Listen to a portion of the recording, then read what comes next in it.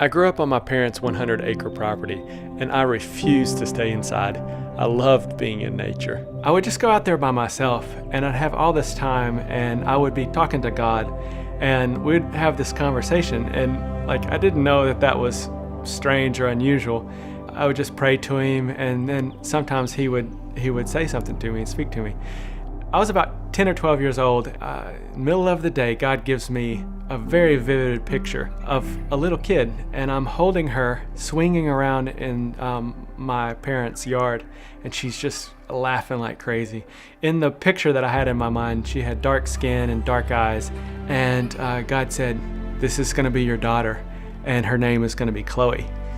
Walt and I grew up together. I think he moved to town the year I was born, so we've known each other my whole life. When I was 10, we moved right across the pasture from him, so we grew up together. Her family and my family were friends, and so I got to go over to her house frequently. Of course, she's a little munchkin, so I'm not really paying attention. First, I was using shampoo and conditioner, but not anymore. Now I use this. I don't know the name, but it is good for your hair. So my whole life, I was like, I think Walt Manus is amazing. And I always thought when I grow up, I want to find someone just like him, who was in my age group. I went to university about 30 minutes from where he was living, and when I went, he just kind of came in and helped get me settled and helped introduce me to a church. And so we just started spending more and more time together, and we were sitting in his car just talking, and we had this conversation about what our dreams and our hopes were for the future. And I said that I felt like God had just made me to be a mom. That's what I wanted. More than anything, I wanted to be a mother. And I said that I had actually a name picked out already that I wanted to name my daughter. And he said, "I do too," which I thought was weird because, I didn't think guys did that. And I was like, "Well, what's the name?" And she said, "Chloe." And he's like, "You've got to be kidding me." You won't believe this. God gave me, when I was 12, that name, Chloe. So he's telling me this story, and I'm thinking, this is crazy. First of all, I don't have a lot of experience with God speaking to me like that. She was in the same place that I was. We couldn't believe it, In the picture, Chloe always had olive skin, so he always thought he would marry a woman with olive skin. She can't have a brown-eyed child. I didn't know what to do with it. I think we both knew pretty early on that we were going to get married. It just, I don't know. The best way I can describe it is that Walt felt like home to me. From the very beginning, I felt like, yeah, this is where I belong with this guy. When we first got married, we decided we wanted to wait a little while to have children. We ended up traveling, doing some work with some different missions agencies. And then at a certain point, we realized, no, this is the right time. We want to start pursuing having children. And we were so excited. We thought it was just going to happen immediately, And so we were like, yeah, let's start our family. Let's have children. And, months turned into years. And pretty soon we were 4 years into trying and still nothing. I had always clung to this promise that God had given me about the daughter, so I didn't know when it was going to happen, but it was starting to get hard to wait. It was really hard. It was really, I don't know, I think I struggled with questioning God's goodness in that time, because I just felt like it was so mean, such a mean thing to do. Yeah. Sorry.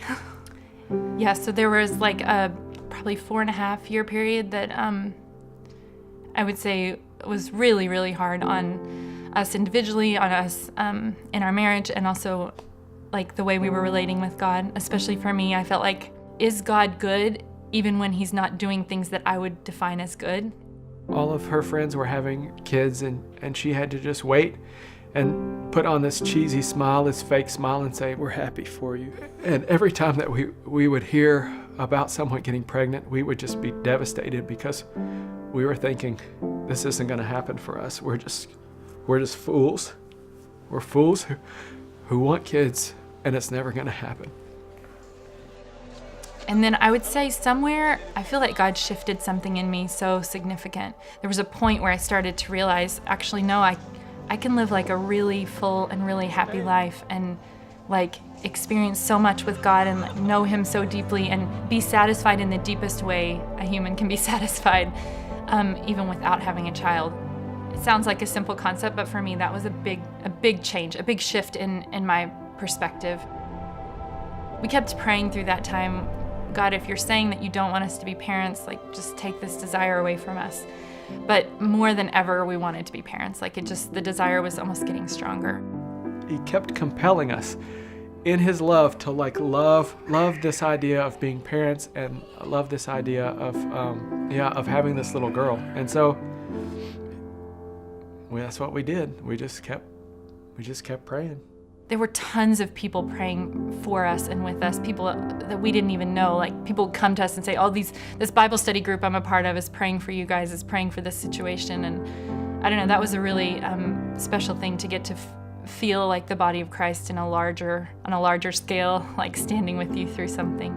Annie is like, well, maybe we're supposed to adopt, and I was adamantly against it.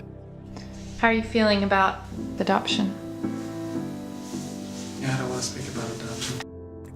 I had this thought of like, I called it a Band-Aid baby.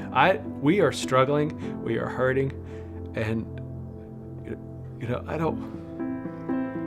I didn't want just a fix. I didn't want just some kid. I wanted the kid that we were supposed to have, And God just like, he progressed me from like being adamantly against adoption to be like, I just want the kid that God wants. Maybe it's not supposed to come through biological means. Maybe it's supposed to be through adoption. So what do you think? I think that I'm very excited to adopt, but waiting will be hard. We had gone through all the paperwork. Annie had done so much work, and I had supported her in that, but I still wasn't convinced that the adoption was right. I remember one night we were at Walt's sister's house and I was checking my email, and there was an email that came in and it said, it's a girl. I clicked on it and I realized it was from the adoption agency, and they said, we just wanted to let you know that a birth mother has chosen you guys, and yeah, you're gonna be parents. And I was like, I just sat there looking at the email like, oh my gosh, I can't believe this. Annie gets this email, she's super excited, and I'm just like, I'm gonna wait and see, because I don't know, We have some adoption news. Finally, there's something happening. Yeah, we're really excited. She'll be born in late February or early March. Coming close. And we're working on her name right now. We're working on it. The name Chloe's completely off the table. We've abandoned it. We had decided, oh, that was just a fluke thing. That was a coincidence that we both liked that name, That was nothing. And so we had even talked about a different name, and the social worker working with us, she says, okay, well, the birth mother would like to meet you before she has the baby. And we were like, yes, we want to meet her. Sounds great. And so we took a trip up to Wichita. Today's a big day, huh? Yeah. What are we doing? We're going to meet Allison for the first time. You nervous? Yeah. A little bit. We went to the house where she was living and we knocked on the door, and she opens the door, and it looks like a grown-up version of this little girl in my head that was from the past. And I was like, oh my goodness, what in the world, And so in a second, in my head, the name was back on the table. We went up to this room and sat and talked for, 3 hours or so. The social worker says, now let's talk about a name. Have you thought of a name? She said, yeah, well, ever since I got pregnant, even before I knew it was a girl, I've been calling this baby Chloe. We were just floored. And both Walt and I don't even remember what we did exactly. I just know that I was ugly crying. We were weeping, and she was like, oh, you hate the name. And we're like, oh my goodness, no, we love the name. God has spoken, he's told us this name. It just dawned on me before I ever even knew you guys existed or anything. Just was like, I want to name, this little girl Chloe, and I didn't know if you guys would like it or stick with it or anything like that. I just kind of figured maybe you'd have something else, but so that's why, when I threw it out there, I was just kind of like, I've been calling her Chloe. And then you guys, and I'm like, okay, I'm sorry, it's my name. All those doubts about having the Band-Aid baby were just completely out of the window, and it felt like I just had full body shivers. It was like the Holy Spirit was just right there. This is so much a God thing that's going on right now. You've been planned for a long time. Before you were even conceived, we knew your name. And I think we know what you're going to look like. I don't know, but we'll see. I love you. We look forward to seeing you. When the birth mom said the name Chloe, in an instant, I had become a father. Even before she was born, I was her dad.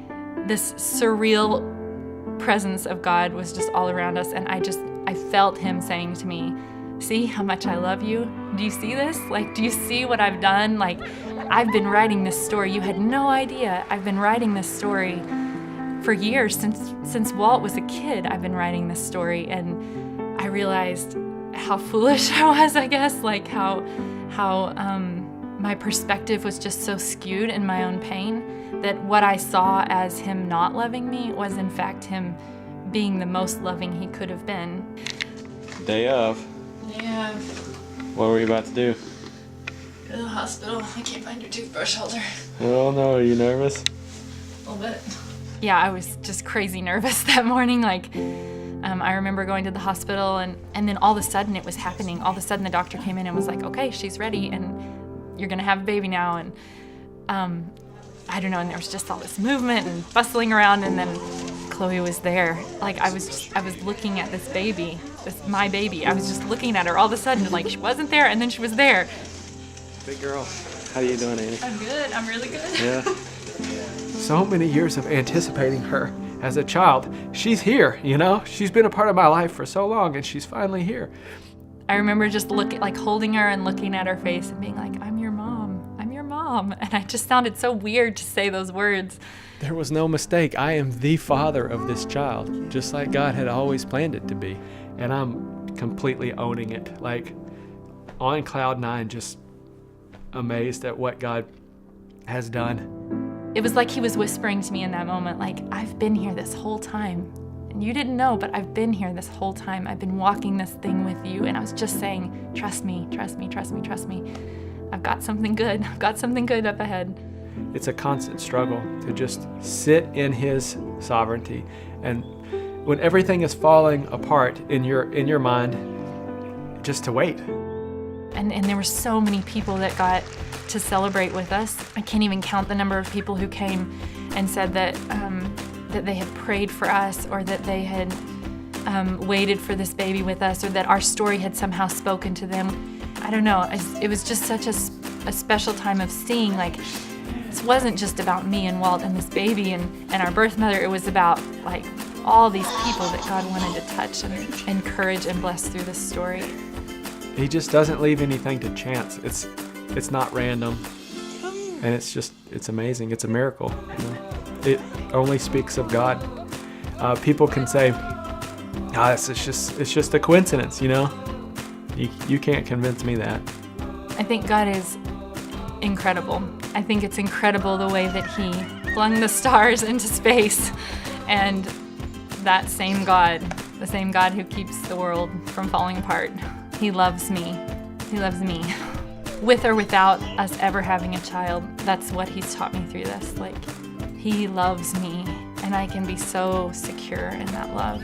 And to be able to trust that and to rest in that, it's the greatest gift.